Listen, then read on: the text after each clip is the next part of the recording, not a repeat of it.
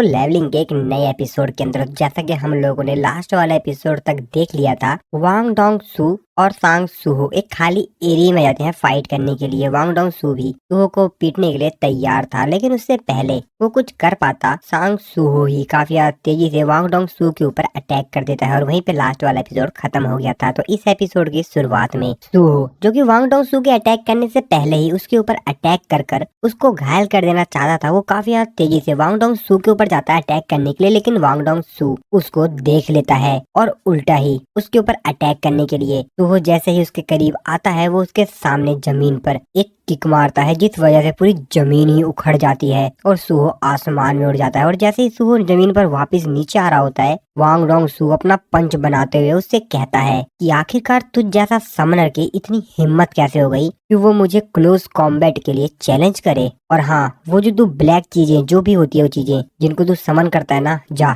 कर ले उनको समन, तो ये ले। और सूहो के सीने पर खींच कर एक पंच मारता है, जिससे कि सूहो काफी ज्यादा दूर चला जाता है। हालांकि सूहो को इस अटैक से ज्यादा कोई नुकसान नहीं पहुंचाता। सूहो फिर से लड़ाई के लिए तैयार हो जाता है और वो अपने सामने वांग डोंग सू को देखता है, जो कि काफी तेजी से सूहो के ऊपर अपने पैर से अटैक करता है। वो सूहो को अपने पैर से कुचल देना चाहता था, लेकिन सूहो उसके इस अटैक को देख लेता है और थोड़ा सा पीछे हो जाता है, जिस वजह से वांग डोंग सू का पैर जमीन पे जाके लगता है और वहाँ की पूरी जमीन ही फट जाती है। जिसके बाद सूहो उसके अटैक का जवाब देते हुए उसके ऊपर अपने किक से अटैक करता है। और जैसा कि वांग डोंग सू ने अभी जस्ट अटैक किया था, तो वो इस अटैक के लिए रेडी नहीं था। सूहो ने जो उसको किक मारी होती है वो सीधा उसके गाल पे जाके लगती है और फिर वांग डोंग सू सूहो की तरफ देखता है और एक स्माइल करता है और फिर काफी तेजी से सूहो के ऊपर अटैक करने लग जाता है। सूहो जो कि बस उसके अटैक को डॉज ही कर रहा था, क्योंकि वो इतने तेजी से उसके ऊपर अटैक कर रहा था कि सूहो को तो मौका ही नहीं मिल रहा था कि वो उसके ऊपर उल्टा अटैक कर पाए। वांग डोंग सू जो कि सूहो के ऊपर लगातार अपने हाथों से पंजों से अटैक कर रहा था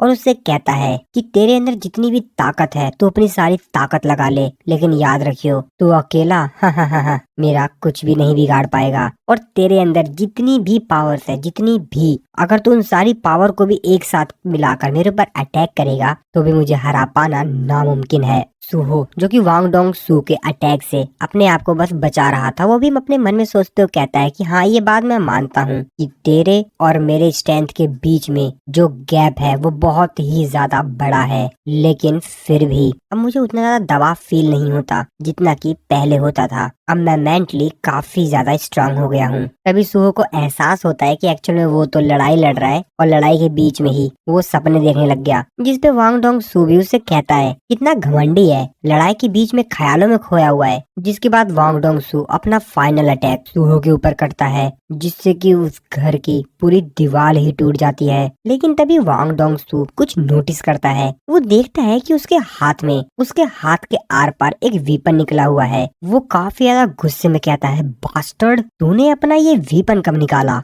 सामने से धूल साफ होती है, वहाँ से सूहो आ रहा होता है। बेरू सूहो को देखते हुए कहता है कि यंग मोनार्च, आप ठीक तो है ना? जिसपे सूहो उसका रिप्लाई देते हुए कहता है, अभी के लिए बिना अपनी स्पेशल पावर का यूज किए एक एस रैंक रेफोर्समेंट टाइप हंटर से फाइट करना मेरे लिए कठिन है। अभी मैं अपने सेव किए हुए पॉइंट को स्ट्रेंथ में डालने का रिस्क नहीं लेना चाहता। मेरे लिए उन पॉइंट का कुछ और बेटर यूज है और अब मेरे पास जो भी है सब लगा के फाइट करूंगा। और फिर सूहो एक काफी लंबी जंप मारता है और सीधा उस फ्लोर पे जाता है जहाँ पर इन लोगों की फाइट हो रही थी। वांग डोंग सू अपने सामने सूहो को एक नया फॉर्म देखकर थोड़ा सा हैरान होता है। सूहो अपने नए फॉर्म में आता है और वो वांग डोंग सू से कहता है, तो चलो दूसरा राउंड शुरू करते हैं। वांग डोंग सू और सूहो ने यहाँ पर जो भी चीजें पहनी हुई थी उसने ये सब की सब शेडोज का इस्तेमाल कर बनाई थी, जैसा कि मिनोटॉर की helmet, crimson main armour, lizard man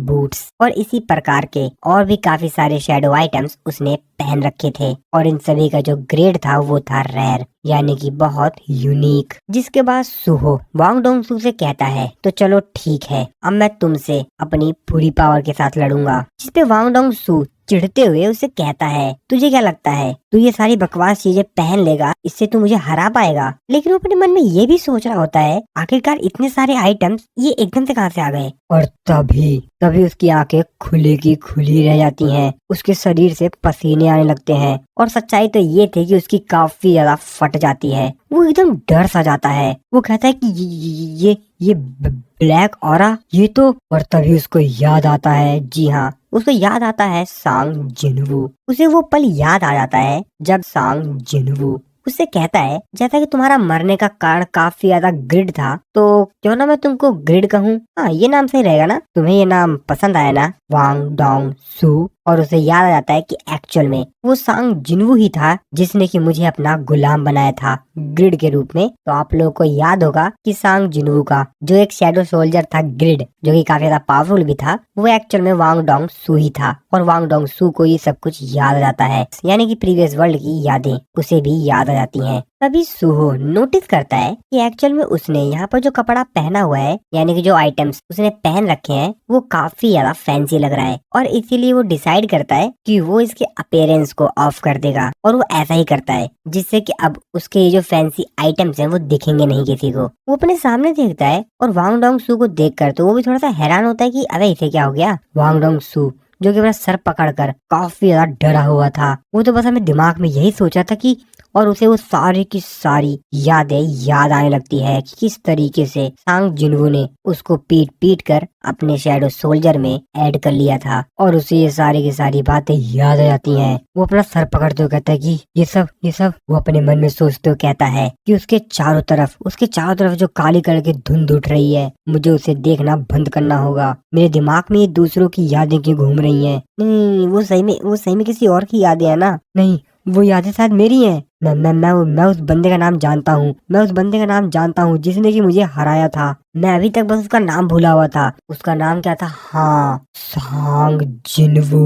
बहुत ज्यादा तेज चिल्लाते हुए कहता है, सांग जिन्वू। सूहो भी इस चीज को देखकर थोड़ा सा हैरान होता है। वो कहता है कि क्या ये मेरे पिता का नाम जानता है? तभी बेरू सू को बताता है कि एक्चुअल में ये ग्रिड है, जिसको कि शायद अपने प्रीवियस वर्ल्ड की जो मेमोरीज थी वो याद आ गई होंगी। जिसपे सू कहता है, क्या ग्रिड? तुम किस चीज के बारे में बात कर रहे हो बेरू? जिसपे बेरू सू को बताता है कि पहले वाली दुनिया में वांग डोंग सू और तुम्हारे पिता का रिलेशन अच्छा नहीं था। आखिर में वो खुद अपने ही हाथों मारा गया और फिर एक शैडो सोल्जर बन गया जिसका नाम ग्रिड था। अब लगता है कि उसे अपनी पुरानी जिंदगी की यादें याद आ गई हैं, और अगर वो च्यूल अपनी पिछली दुनिया की मेमोरीज को याद कर सकते हैं तो वांग डोंग सू के साथ भी ऐसा होना पॉसिबल है। वांग डोंग सू जो कि बहुत ही ज्यादा गुस्से में था, वो सूहो की तरफ देखते हुए कहता है, सांग जिन्वू, सांग सूहो। और फिर वो उसने जो फैमिली फोटो तोड़ी हुई थी सूहो की, उसको याद करने लगता है। वो कहता, ओ अब मुझे याद आया, वो फैमिली पिक्चर में वो उसी बास्टर्ड की फोटो थी, तो जरूर सांग सूहो सांग जिन्वू का बेटा होगा। लेकिन आखिरकार क्यों सांग जिन्वू इस दुनिया में एक हंटर के तौर पर एक्टिव नहीं है? क्या कोई कारण है जिस वजह से सांग जिन्वू अभी कुछ कर नहीं रहे? जिसके बाद वांग डोंग सू काफी तेजी से सू की तरफ जाता है और सीधा उसके पास जाते ही उसके ऊपर अटैक कर देता है। लेकिन सूहो इस बार उसके अटैक को काफी आसानी से रोक लेता है और उसके ऊपर लगातार काफी तेजी से अटैक करने लगता है। और सूहो भी उसके सारे अटैक को बड़े ही आसानी से रोक रहा होता है। लेकिन वांग डोंग सू कहाँ मानने वाला था, वो लगातार अभी भी सूहो के ऊपर अटैक कर रहा होता है। वो अपने मन में सोचते हुए कहता है, वो ब्लैक ह्यूमंस, वो लोग सिर्फ नेक्रोमैंसर स्किल से बनाए गए शैडो सोल्जर्स हैं। वही स्किल जो कि सांग जिन्वू ने मेरे ऊपर इस्तेमाल की थी। इसके पास भी चाहे उसी प्रकार की सिमिलर एबिलिटी हो, लेकिन वो असली मास्टर नहीं है, बस एक वीक कॉपी है। और ये मेरे लिए एक परफेक्ट मौका है सिचुएशन को पलटने का। मेरा बीता हुआ समय मुझे क्लियरली याद नहीं है, पर वो फीलिंग्स और एक्सपीरियंस अभी भी जिंदा है। अभी भी मुझे वो याद है, वो टाइम जब स्लेव की तरह सांग जिन्वू को सर्व करता था। वो फीलिंग अभी भी मेरे अंदर है, और जो भी बेइज्जती, अपमान और दर्द मैंने झेला था, और उन सब की कीमत उसे उसके बेटे के जान से चुकानी होगी। तभी सूहो वांग डोंग सू से पूछता है, क्यों, क्या हुआ? तुम घबराए हुए लग रहे हो? वांग डोंग सू और उसके ऊपर अपने डैगर से अटैक करता जाता है और फिर वो अपने काफी सारे वीपन्स को निकाल कर वांग डोंग सू के ऊपर एक साथ अटैक कर देता है। वांग डोंग सू ये देखकर काफी हैरान होता है। वो कहता है ये बंदा इतनी जल्दी इतना ताकतवर कैसे बन गया। और वो सूहो के अंदर से निकल रहे ऑरा को महसूस कर पा रहा था, जिसके बाद सूहो उसके ऊपर जो अलग अलग वीपन से अटैक कर रहा था उसके बारे में थोड़ा बताता है। वो बताता है शैडो आइटम से जो एक्स्ट्रा पावर स्टैट्स बूस्ट मिलता है और जो शैडो वीपन्स मैंने फील्ड डंजन को बार बार क्लियर करके बनाए हैं उनको मैं एक सिस्टम जिससे मैं उन वीपन्स या शैडोज को सीधा शैडोज से बुला सकता हूँ बिना इन्वेंट्री खोले। यानी कि सूहो अब बिना अपनी इन्वेंट्री को बार बार खोले उन शैडोज से जो उसने वीपन्स बनाए हैं वो उनको डायरेक्टली समन कर सकता है किसी भी समय। यानी कि सूहो की पावर सिर्फ उसके स्ट्रेंथ से ही नहीं बल्कि शैडो आइटम्स के बूस्ट से, उसके द्वारा बनाए गए शैडो वीपन्स को जिसको कि वो तुरंत समन कर सकता है, इन सब का कंबाइंड इफेक्ट है। और फिर सूहो काफी तेजी से वांग डोंग सू के ऊपर अलग अलग वीपन से अलग अलग दिशाओं से अटैक करने लगता है, जिस चीज को देखकर तो वांग डोंग सू भी काफी ज्यादा हैरान होता है। और सूहो के इतने सारे अटैक से वांग डोंग सू बहुत ज्यादा घायल हो जाता है और फिर सूहो काफी तेज से जाकर उसके ऊपर एक